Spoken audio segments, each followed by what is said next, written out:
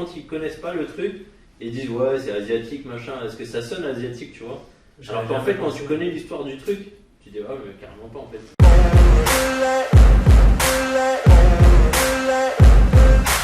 Salut à toutes et à tous, me voilà près de Cergy en Ile-de-France dans le siège de Yadigo. Je suis accompagné aujourd'hui d'Antoine, le fondateur de Yadigo. Salut Antoine.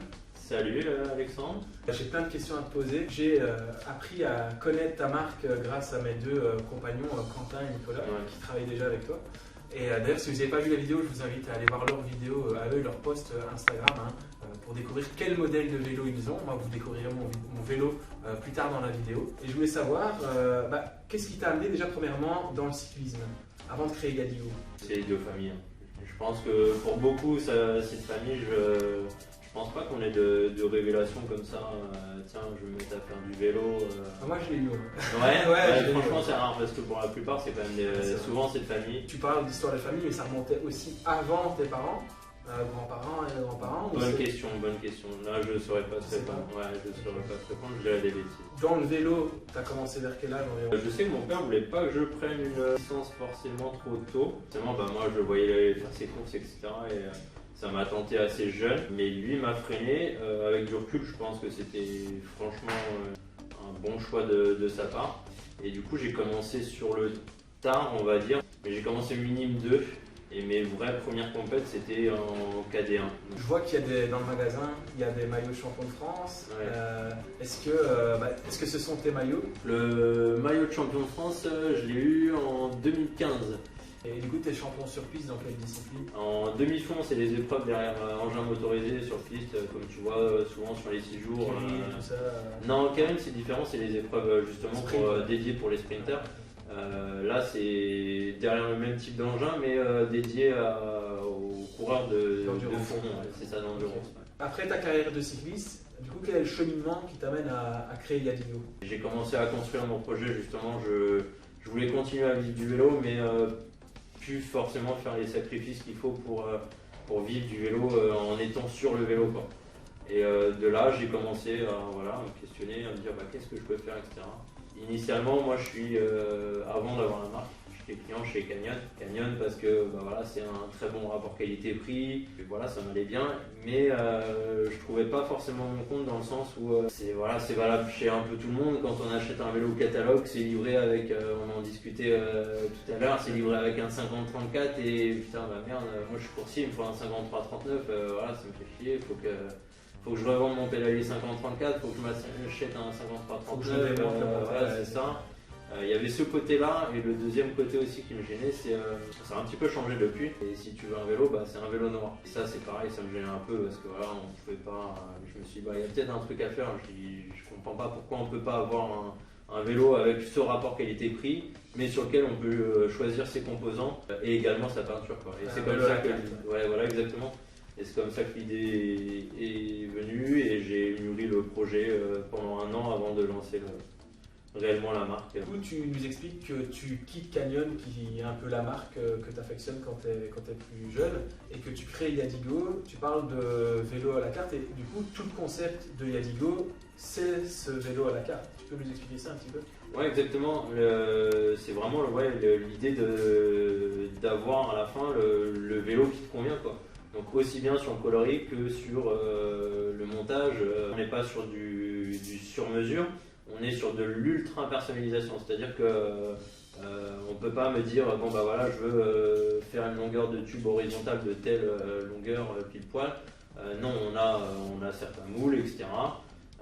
Par contre, après, on part d'une page blanche pour faire la peinture, pour faire le montage autour de ce cadre. Donc sur la taille des périphériques, le choix même des périphériques, on peut prendre n'importe quelle marque, etc. Tu parles des couleurs des cadres, mais tu dis ultra personnalisation, est-ce que ça comprend aussi des modifications au niveau design pur du cadre, de la peinture? Est-ce qu'on peut personnaliser à 100% le cadre? Ouais, clairement, ouais. Ce qu'on ne peut pas changer, encore une fois, c'est le moule, la forme du vélo reste celle qu'elle est. Mais par contre, oui, derrière, on part d'une page blanche, quoi, sur le site, on va retrouver des modèles prédéfinis.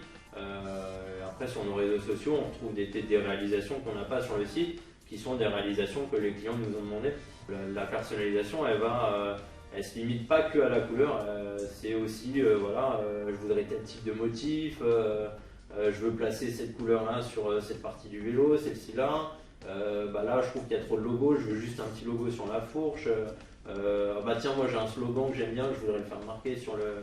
Voilà, ça c'est le côté ultra personnalisation sur la peinture du cadre. Ok, et alors niveau personnalisation, il faut compter combien en plus par rapport au cadre classique du site internet? 0. Donc c'est complètement pris en compte dans le budget. C'est ma problématique et mon challenge. C'est ce côté qui me fait un peu vibrer, c'est qu'à chaque client, il y a toujours une nouvelle problématique de tiens, comment je vais faire pour réaliser cette déco-là. Un côté que j'aime bien, quoi. Sinon je trouve ça un peu trop facile. Est-ce que tu as déjà sorti 2 fois le même vélo? Enfin, genre même peinture, même périphérique, même roue? Ah non.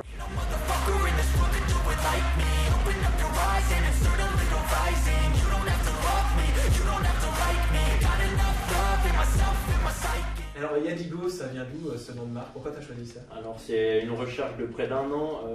Non, pas du tout. C'est en fait, je voulais que ça reste. C'est quand même la marque que j'ai créée. J'ai cependant pas le palmarès d'un Eddy Merckx, donc je me voyais mal marquer Godilla sur mes cadres. Donc en fait, c'est tout simplement mon nom de famille en verlan et en phonétique. Aujourd'hui, on est presque en 2022, on est fin décembre, enfin mi-décembre. Ouais. T'estimes à combien de temps environ pour la livraison d'un cadre ou d'un vélo complet? Le délai le plus court et le délai le plus long. C'est vrai que c'est la grosse problématique aujourd'hui avec les différentes pénuries. Alors le délai le plus court, ça va être 3 semaines et le délai plus long, ça va être à l'entour d'1 an, quoi. Le délai des groupes dépend des marques. Chez Shimano, grosso modo, on va se tirer entre 8 mois et 1 an. Chez SRAM, j'en parle pas. Et quand ça passe à peu près. C'est le mieux des trois, mais bon, faut se dire qu'avant le Covid, je passais la commande des groupes, je les avais limite le lendemain, quoi. Chez Campa, faut compter 4-6 mois, quoi. Donc voilà. Les cadres ici, tu les fais fabriquer où et pourquoi ce choix-là? Les cadres sont fabriqués en Asie, donc Taïwan précisément. C'est pas en Asie parce que comme ça, les yeux fermés. C'est fabriqué sur un cahier des charges. Je demande un certain type de géométrie, un certain type de comportement, une certaine fibre de carbone. Ce genre de choses, et ensuite le fabricant me dit je peux te proposer telle chose, etc. Pour ceux qui ne connaîtraient pas le principe du cahier des charges, c'est-à-dire que toi tu obliges l'usine à respecter un certain nombre de règles que toi tu as choisies. Exactement, c'est ça. Donc ça peut être par exemple, comme tu disais, la géométrie, mais ça va être aussi le type de carbone, ça va être la qualité du carbone et le nombre de couches qu'il va y avoir par cadre. C'est ça. Donc ça a son importance parce que c'est ces éléments-là qui vont faire du cadre quelque chose de résistant ou moins résistant. Ouais, clairement. Okay. Le réflexe des gens, c'est de se dire c'est fabriqué en Asie parce que ça coûte pas cher, etc. Oui, il y a quelques années de ça, sans aucun doute. Aujourd'hui, c'est plus le cas, et d'une parce que, et encore plus depuis le Covid, le coût du transport s'est envolé. On a des taxes et des réglementations anti-dumping pour réguler les marchés. Donc en fait, le cadre que je vais faire fabriquer et acheter en Asie, une fois arrivé ici, il va pas me coûter moins cher que s'il était fabriqué en Europe. Attention, en Europe, je parle pas en France ou mais voilà, on pourrait très bien fabriquer des cadres au même coût dans des pays d'Europe de l'Est où la main d'œuvre reste accessible, etc. On retrouverait grosso modo sur les mêmes tarifs parce qu'on aurait pu ces taxes liées aux droits anti-dumping. De douane aussi. Surtout. Et de douane également, c'est ça. Ouais. Donc aujourd'hui, on n'a pas cette opportunité-là. Il y a des fabricants de cadres carbone en Europe, même en France, il y a des gens qui sont capables de fabriquer des cadres carbone, mais c'est pas du volume industriel. Mais du coup, imaginons demain, il y a une usine qui ouvre en Europe ou en France, etc. Toi, tu serais plus d'avis de partir sur une usine locale avec des cadres made in Europe ou ouais, clairement, ouais.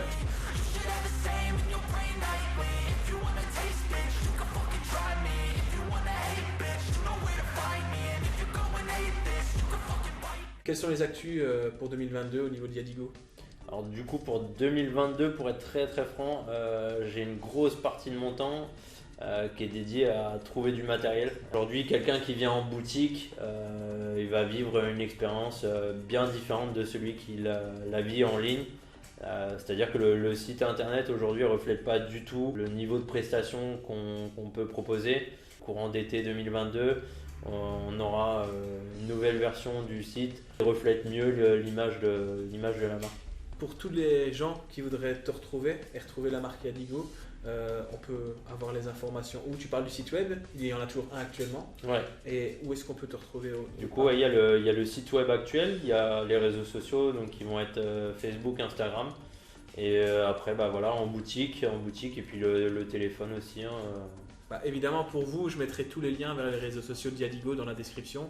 Donc n'hésitez pas à aller cliquer dessus et à aller voir le site internet pour voir s'il n'y a pas un cadre, que ce soit en VTT, en route ou en contre-la-montre, ou sur piste, si vous êtes fan de piste, ou en cyclocross d'ailleurs, ça, il y a des cyclocross aussi. Enfin, tout ce que vous voulez, il y a chez Yadigo. Vous trouverez peut-être vélo à votre pied, chaussures à votre pied, mais en version vélo. Et vous pourrez vous faire plaisir avec un beau vélo comme le mien que vous allez pouvoir découvrir très bientôt, très vite, je vous le montre. Sans trop spoiler mon vélo, et on conclura la vidéo là-dessus, comment tu définirais un peu le cadre que j'ai, le groupe, si tu devais le définir, donner un type à ce vélo, tu définirais comment? Sans trop le spoiler, je pense qu'il n'y a pas... Voilà, je pense que ce ne sera pas une surprise de dire que tu es parti déjà sur le modèle Héroa. Voilà, c'est quand même le modèle qui est le plus axé compétition. C'est le modèle qui est le plus nerveux. C'est un modèle polyvalent, donc qui est aussi bien sur du vallon que sur du plat. Donc tu es parti sur ce modèle là. En compétiteur, c'est logique aussi que tu sois sur des roues carbone. Sans spoiler, je dis pas lesquelles, je laisserai les présenter. Et au niveau du groupe, on va dire que tu t'es fait plaisir. C'est quand même, t'as deux aspects confort que je cite souvent. J'espère que je passerai des super bons moments sur mon Yadigo Héroa, j'en doute pas du tout. Et pourquoi pas une victoire la saison prochaine. Je sais pas si tu as un petit mot de la fin à dire aux spectateurs. Le mot de la fin, ça va être très simple, c'est juste passer de bons moments sur vos vélos, peu importe la marque. On vit tous autour de la même passion et ça, c'est bien. Et c'est ça, c'est vivre des bons moments avec votre vélo. Écoute, merci Antoine. On se retrouve tout de suite pour voir ce nouveau vélo.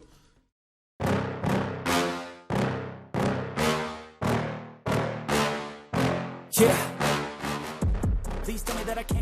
Voilà, on se retrouve pour la présentation du vélo. Désolé pour le bruit, on est dehors alors qu'il y a du soleil en Belgique, ça n'arrive pas souvent, donc tout le monde est en activité dans le jardin. Le nouveau vélo est présent. Alors sur ce nouveau vélo, comme on l'a dit dans la vidéo, il possède deux atouts principaux. Le DI2 électronique, vous savez, j'avais eu l'occasion de tester ça quand j'étais à Boulogne-sur-Mer, je suis tombé red dingue de ce groupe, donc je l'ai remis sur ce vélo, je me suis fait ce petit plaisir. Et puis la grande nouveauté pour moi, c'est le freinage à disque. En plus de tout ça, j'ai rééquipé ce vélo avec mes Assioma Duo, le capteur de puissance, ce qui en fait vraiment un vélo polyvalent haut de gamme, et j'ai parcouru déjà 1300 km avec. Et on va aller dans le studio pour vous expliquer un petit peu mon ressenti avec ce vélo. Pour vous faire patienter, voici quelques images de ce magnifique vélo sur la route.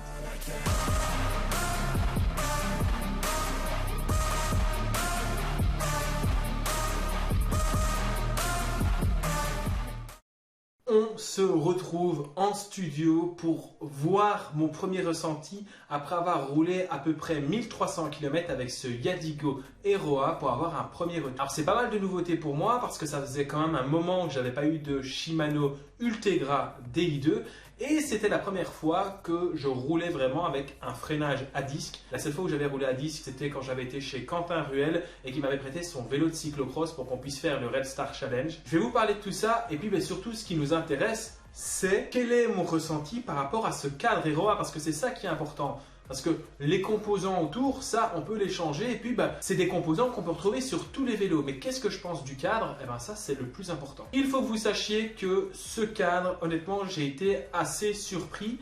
Avant ça, j'avais un Eddy Merckx Sanremo 76, qui est un vélo typé plus aéro, très rigide. Très difficile d'envoyer au sprint avec ce vélo et très difficile de monter des bosses avec ce vélo. C'était vraiment un vélo taillé pour le plat. Et ici, avec le Héroa de chez Yadigo, on a vraiment un cadre beaucoup plus polyvalent.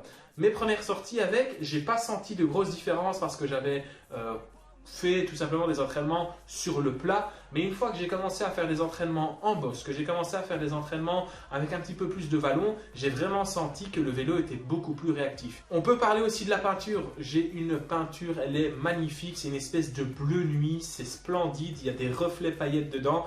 J'adore la peinture de ce cadre. Il est hyper fonctionnel, il est réactif, il est surpuissant. J'ai l'impression, même dans des pourcentages très élevés, comme sur un entraînement d'hier où j'avais des pourcentages de plus de 10%, je pouvais envoyer vraiment la machine très fort, j'avais des watts, il est très réactif. C'est un pur bonheur. Mon avis maintenant en vitesse, mais j'en ferai une vidéo dédiée sur le freinage à disque. Je suis plutôt content pour le moment, j'aime bien, c'est un freinage confortable. Donc voilà, j'avais dit il y a quelques mois que j'aimais pas le freinage à disque. Après l'avoir eu, honnêtement, je trouve que c'est sympathique. Maintenant, de là à dire je ne repasserai plus jamais au patin, non. J'aime bien les deux, j'aime bien le confort du disque, j'aime bien le freinage du patin, j'aime vraiment les deux. Pour le moment, j'ai du disque et j'en suis très satisfait. Le DI2 Integra, c'est un pur bonheur, facile à entretenir, facile à régler. Il ne faut juste pas oublier de le recharger, mais ça ne m'est pas encore arrivé. Honnêtement, que du kiff, mais ce sera aussi une vidéo dédiée pour le DI2. De manière générale, après avoir testé le vélo à l'entraînement pendant environ 1300 km et avoir fait 2 courses avec, je suis extrêmement satisfait. Ça faisait 10 ans que j'avais le même vélo, autant vous dire que maintenant, ça me fait extrêmement plaisir d'avoir pu changer, d'avoir une nouvelle monture. Ça fait du bien mentalement. Et voilà, j'ai pas encore améliorer les périphériques, je crois que je vais amener ça petit à petit avec pourquoi pas un cintre carbone profilé, pourquoi pas changer la selle, etc. Mais en tout cas, ce vélo, il est incroyable. Merci Yadigo pour l'opportunité. C'est le top. On refera une vidéo, de toute façon, vous allez me voir avec le Yadigo sur plein de projets, que ce soit sur les courses, que ce soit à l'entraînement, en faisant des défis, etc. Vous allez revoir du Yadigo. Donc, on en reparlera et je vous ferai une petite évolution de ce que j'en pense. Et là, on a... J'ai dit combien? 1300 km. Quand on sera à 5000 km, on fera un petit topo. Quand on sera à 10 000, on fera un nouveau topo. Donc, à mon avis, je changerai de vélo tous les 2 ans. Donc, voilà. Si à un moment, l'un de vous veut le racheter, bon, là, il est neuf, il a 1300 km. Mais d'ici 1 an et demi, il sera peut-être à vendre. En tout cas, si tu ne veux pas attendre 1 an et demi, je t'invite à aller voir sur le site de Yadigo, sur leur page Instagram. Ils sont très à l'écoute pour vos projets. Merci à Antoine de m'avoir reçu. Je vous fais des gros bisous. On se retrouve la semaine prochaine pour une nouvelle vidéo. Salut, salut! Double ciao! Double ciao, je peux pas dire ça, ça existe déjà, il y a quelqu'un qui l'utilise.